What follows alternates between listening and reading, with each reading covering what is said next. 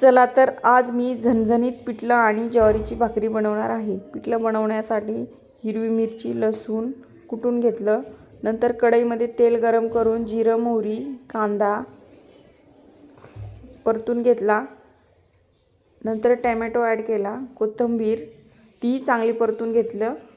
नंतर हिरवी मिरचीचं वाटण घातलं, हळदी पावडर परतून घेतल्याच्या नंतर पाणी घातलं। चांगली उकळी आली की पिठलं हटून घ्यायचं। छान सर्व गुठळ्या मोडून घ्यायच्या। अशा पद्धतीने पिठलं केलं तर एकदम भारी लागतं, नक्की ट्राय करून बघा। नंतर ज्वारीचं पीठ छान मळून घेतलं, कसा जेवढं पीठ मळीन तेवढी भाकरी छान होते। छान भाकरी थापून घेतली। नंतर तव्यावर टाकून पाणी लावून घेतलं। छान भाकरी भाजून घ्यायची। बघा कशी टम्म फुगली भाकरी। तयार आहे झणझणीत पिठलं आणि ज्वारीची भाकरी।